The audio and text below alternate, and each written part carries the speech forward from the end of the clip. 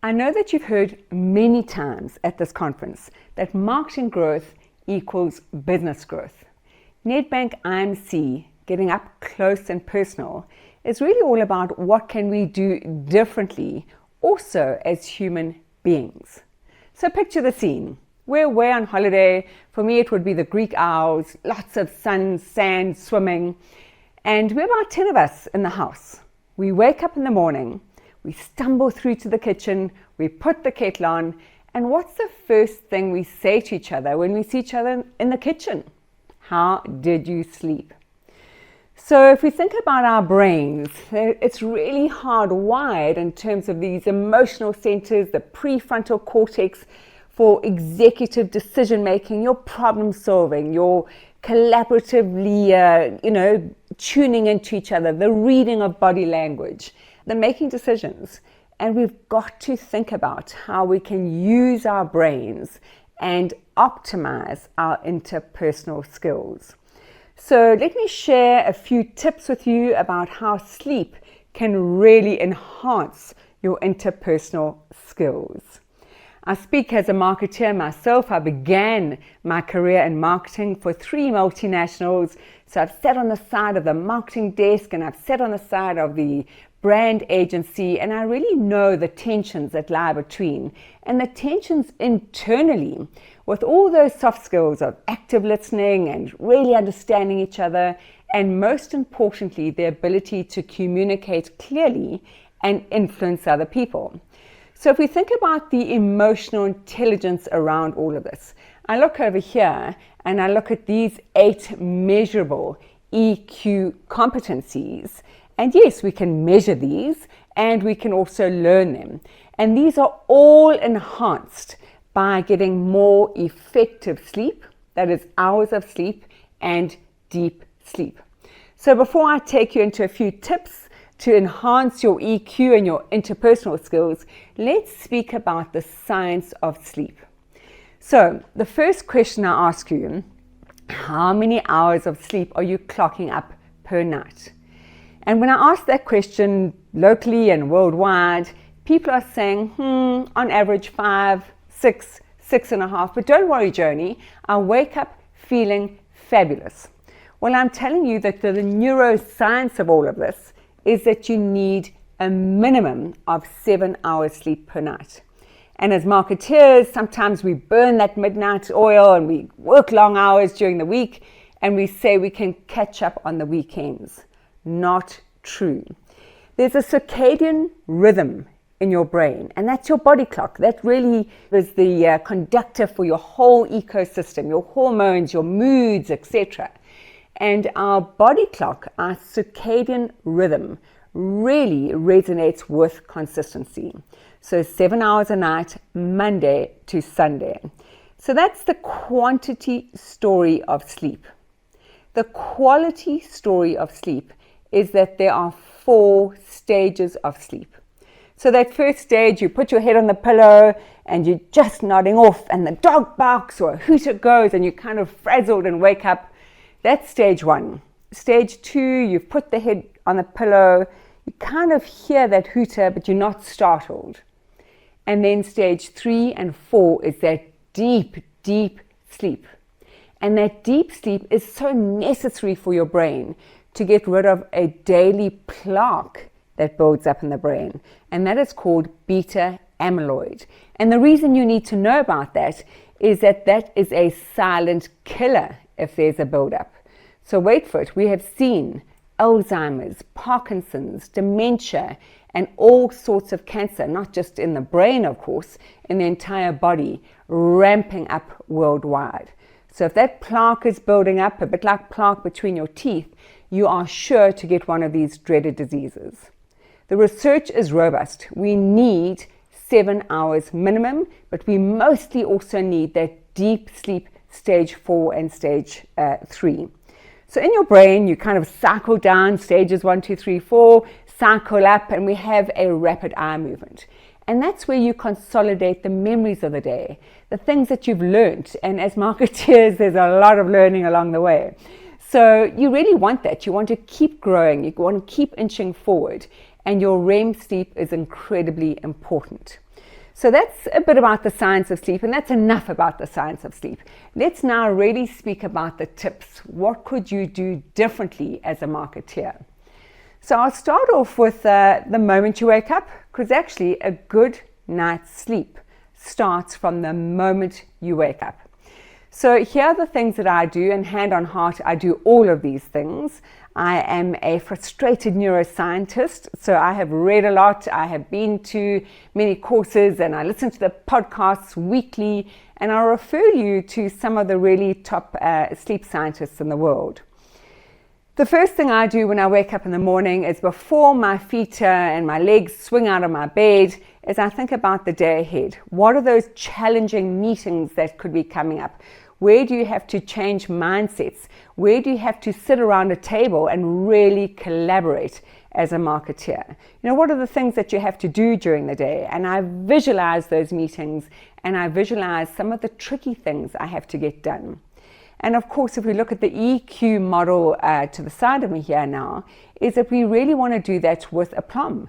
We want to actually think about, I'm going into this meeting, that's the campaign I'm putting forward, and I really need people to think through this as a differentiator, the consequential thinking of that, and really, from an optimistic point of view, how do we make this work? How do we execute? So when I wake up, I think through what is going to happen during the day. Secondly, I meditate. Some people pray. But thirdly, I exercise. Now, I am a runner, so invariably I'll go out even in winter and meet my mates and run. But if you're not a runner, I'm absolutely begging you to do some stretches, planks, sit-ups, skip, jumping jacks, whatever you like. Your brain needs at least 20 minutes of elevated heart rate per day. And that is a necessary ingredient for good stage 3 and stage 4 sleep. So those of us who are really busy, back-to-back meetings, and we can't, exercise in the morning, we don't want to exercise at night, I am suggesting to you these micro bursts of activity. So in the morning on your bedroom floor, you could do 10 minutes. You could certainly do during the day, you could do, I skip at my desk, you could do some rebounding, squats, whatever, 10 minutes during the day, brisk walking between meetings, and then 10 minutes perhaps at night before dinner. So a good night's sleep really rests on this whole ecosystem working, and exercise is a key ingredient for that.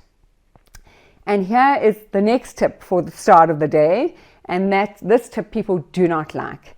This is a tip from Professor Andrew Huberman, who is an ophthalmologist at Harvard. Brilliant podcast called Huberman Labs. And he often says, we forget that our eyes are just a protrusion of our brains. This is brain material here.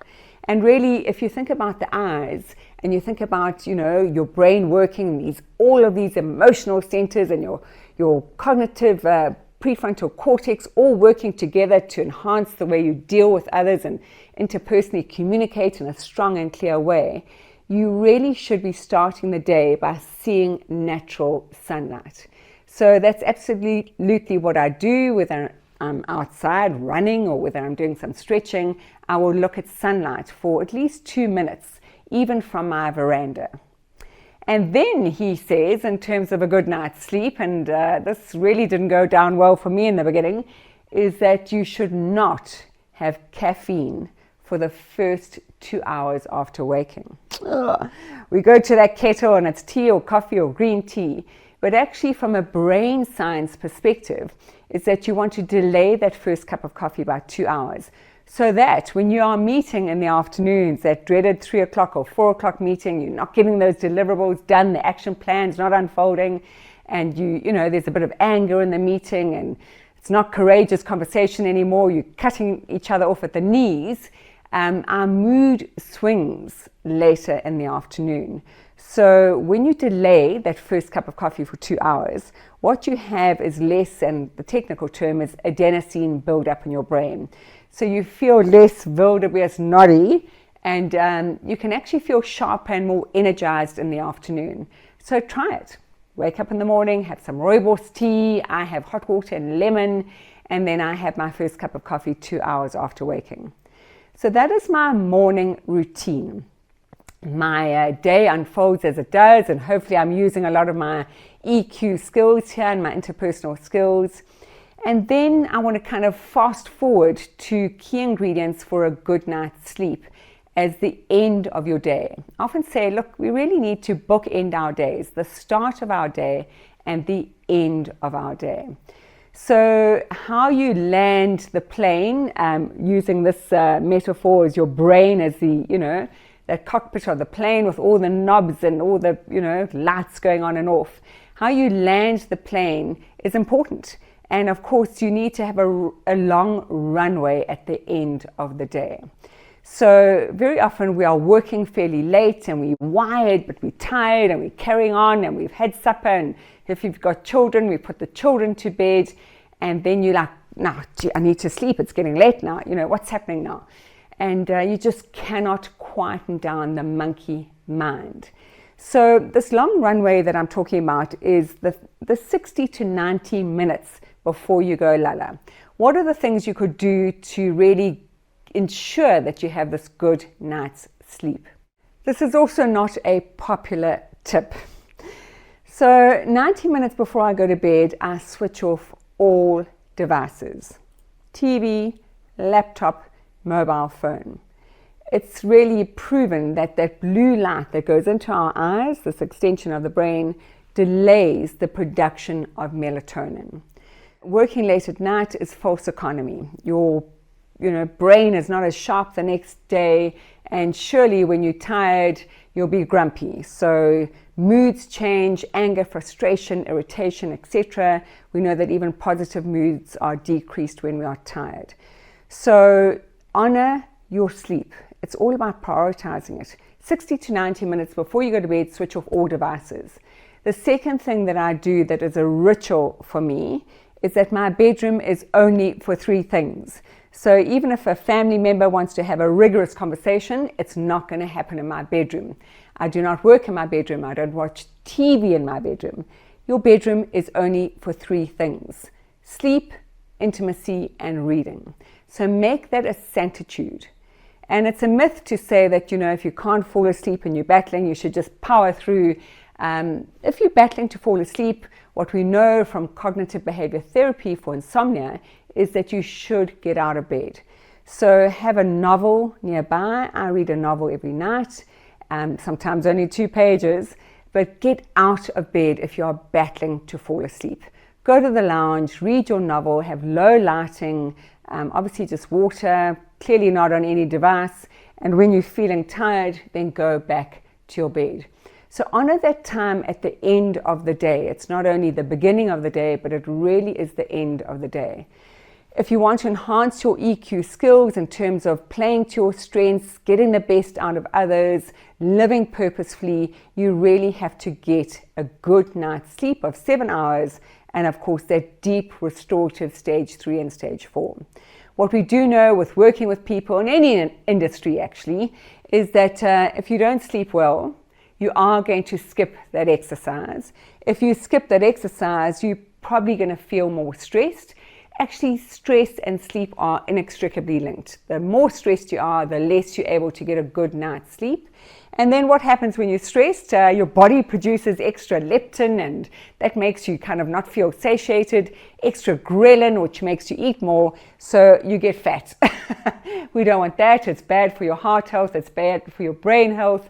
So this is a terrible vicious circle. I wish I'd had 60 minutes or 90 minutes with you.